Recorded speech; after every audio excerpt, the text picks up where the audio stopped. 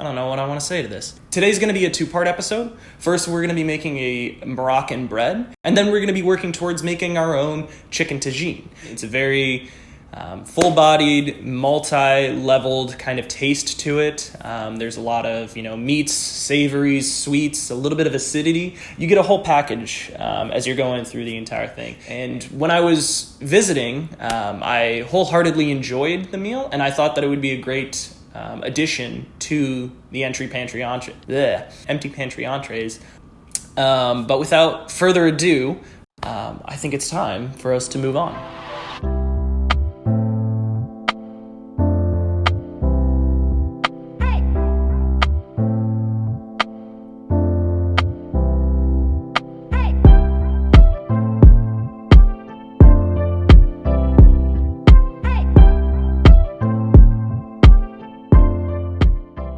Today's meal is going to be tackled in 3 main steps, but first things first, let's deal with the Khobz.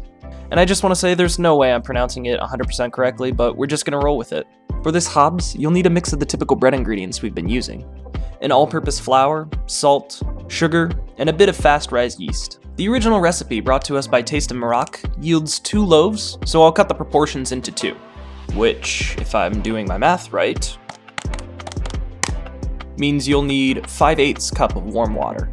To this, you'll add 1 tablespoon of yeast and a teaspoon of sugar. Whisk to combine and let bloom for about 10 minutes. You'll know it's properly activated when you develop this bubbly layer on top. While your yeast is blooming, start combining the 2 remaining dry ingredients in a mixing bowl of your choice. Drop in that bowl 2.5 cups of flour along with a teaspoon of salt, and give it a good old razzling around. You really gotta scare the salt in the flour mixture if you want proper dispersion. I don't make the rules, it's just the way it is. Next, you'll want to prep your work surface. Do this by dropping a handful of flour into a mound onto the side, and then smear a layer onto the intended kneading area. Bring on over your 2 mixtures, along with a silicone spatula, and make a little divot in the center of the dry mixture. Following that, send your yeast culture on a free water slide. So now once your yeasty soup has been added, start folding in the dry ingredients. I like to turn and sort of press the spatula against the edge of the bowl to kind of break down any of the big clumps of flour that are hiding away. Now, super important, don't forget about the olive oil or you're going to have a real frustrating time kneading. And shoot for about a tablespoon or so here. Now once you finish drizzling all of that olive oil over the dough, continue folding in on itself in an effort to bring together the mixture into a ball. Now at this point, you'll want to just give up and get your fingies directly into the dough. Until you finally break down and get a stand mixer, you're just gonna have to deal with the messy hands. If you're having trouble getting all of the flour to come together, or if you're semi-impatient like me, pour small amounts of water over your dough ball to really juice up the hydration. Now you want to go ahead and knead until well hydrated, which is about 5 minutes or so. And during this time, just contemplate on how you're starting to become a bread channel at this point. Why am I like this? Just squish your dough into a dinner plate sized round. Tuck them in with the rag, and give them a kiss goodnight. Don't let them oversleep, it's only an hour. Moving on now, you'll need a blend of the following spices. Allspice, cinnamon, turmeric, paprika, black pepper, and garlic powder. Oh, there's more. Minced garlic, chopped onions, and organic tomato paste because I couldn't find the off-brand in a squeeze tube. And lastly, shallots, the beautiful love child between garlic and onions. Oh geez, more? Cilantro, lemons, ginger paste, roma tomatoes, 1 head of cauliflower that you left in the fridge, a couple pounds of skin-on, bone-in chicken thighs. We're using thighs because the fat really goes a long way in the end. And lastly, baby carrots. There's that cauliflower. Start with this veggie first because it takes the most time overall. Separate a few handfuls from the head, then rough chop into bite-sized pieces. We're choosing to add cauliflower to this dish because of its ability to soak up the sauce, while also adding just a bit of texture overall. As you're going, drop them into a bowl before heading over to the sink to give them a nice rinse. Nothing too crazy, just a standard wash-off that's done with just about all produce. After giving those florets a little shower, you'll want to prep a drying station. The process is pretty straightforward. All you'll need to do is line a baking sheet with a few paper towels, additionally benefiting from the fact that you're covering up those old grease stains that you can't get out. Then drop your cauliflower down and spread everything out evenly. From there, layer on another few paper towels, and do your best to jerry-rig a means of weighing it down. I'm choosing to finally get a use out of my $300 textbooks I bought for my undergrad classes. Totally not salty. Next up, you'll want to dice your medium-sized onion into medium-sized bits. First, cut parallel with the poles of the onion, and then slice perpendicular to get that nice finely chopped dice. Drop those bad boys into a receptacle of your choice and set to the side. From there, cut your baby carrots into about 1/4 inch thick pieces, and aim for about 1/2 cup of carrots post-slicing.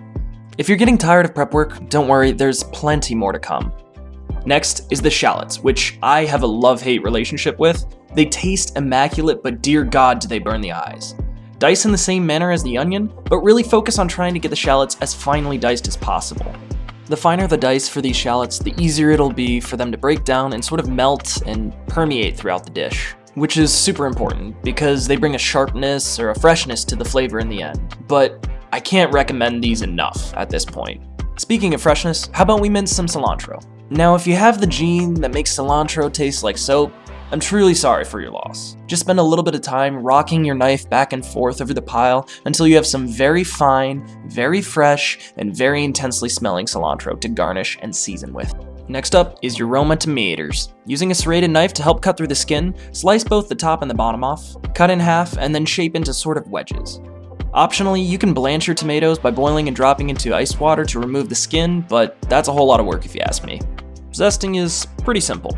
Just give it a rub across the skin without taking too much of the rind, and collect about 1/2 cup's worth. Hey, it's been about an hour and the Khobz looks exactly the same, but the gluten has relaxed, making it a whole lot more workable now. For the second proof, spread a healthy amount of oil down on your baking sheet and then press and pull your dough into a flattened dinner plate shape. Ideally, Khobz is supposed to be a wide and flat bread. Replace your warm damp rag and let sit off to the side for about another hour. So now, how about we start negotiating our spice mix? The recipe for the tagine itself comes from Once Upon a Chef, link in the description, and it brings us this spice mix that I totally approximated from, but it ended up alright. 2 tablespoons of paprika, a teaspoon of garlic powder. I originally did 2 teaspoons of cinnamon, but I'd recommend only using 1, and I guess you'd call this a heaping tablespoon of turmeric? And then a teaspoon of allspice, just to round things out at the end. We're going to be seasoning the chicken heavily to carry the flavor throughout most of the dish. So now at this point, your cauliflower has been completely weighed down by the same textbooks that did your social life. And it's time to remove them to make way for the chicken. Just gather the collies all to the center, pick up the corners of the towel, and drop them into the bowl. After wiping down any bits of stray cauliflower, go ahead and throw down another layer of paper towels. Bring on over your chicky thighs and place them on the paper towels skin side up. From here, you're going to dab each and every one of them in the efforts of drying out the skin. The more moisture you pull out. I don't know why this is so hard. The more moisture you pull out, the crispier they'll be in the end. After that, just hit them with a smidgen of salt and pepper. Just make sure that you really give them a firm rub to force the salt and pepper to adhere to the skin of the chicken. You thought we were done with the prep work, right? But there's still the lemon slices. Take the time to really plate them up all nice and pretty too.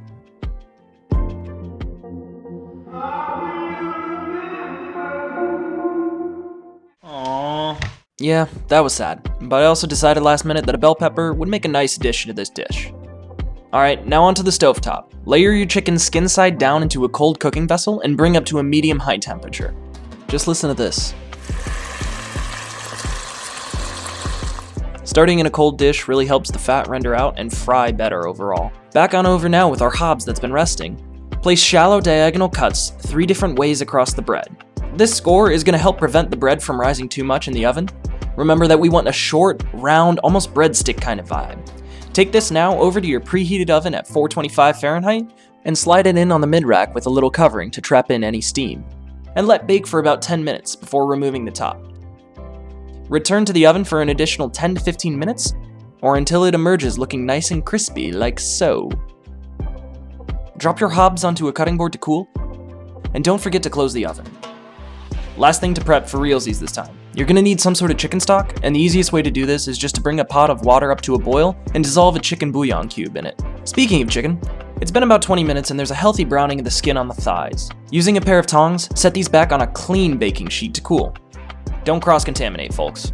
Now let's look at our assembly line of prepped ingredients. Starting from right to left, you'll essentially see the order that everything will be thrown into the pot.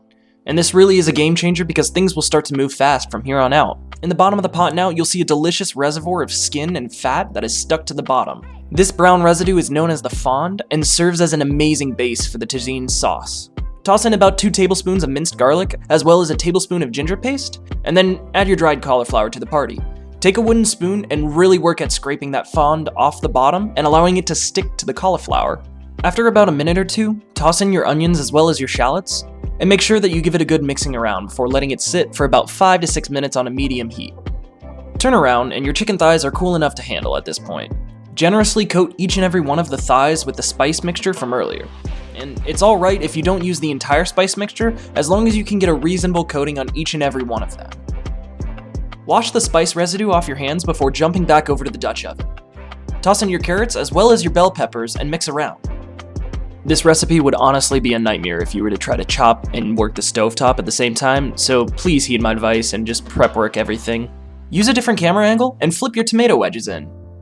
If you're starting to get some stickage on the bottom, no worries, just turn the heat down just a teensy bit.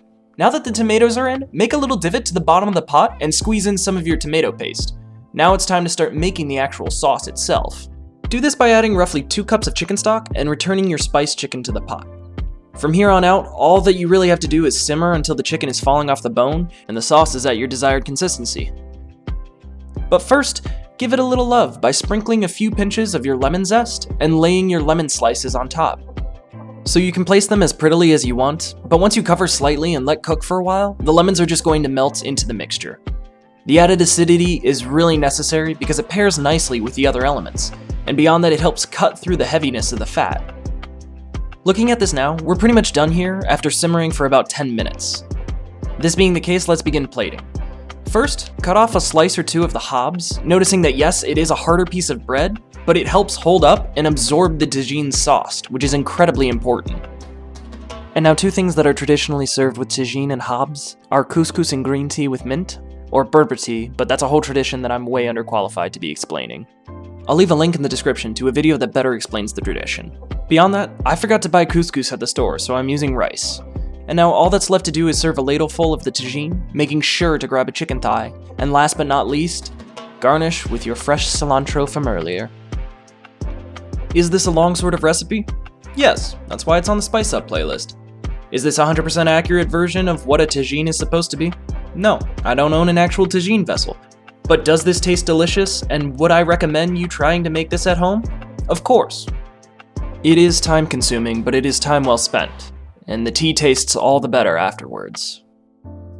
As always, if you've made it this far, I really do appreciate it. Make sure to like or subscribe and share with your family and friends. Try making this for your next dinner party and let me know how it turns out. And make sure to send in pics of your creation to my Instagram page if you want a shout out.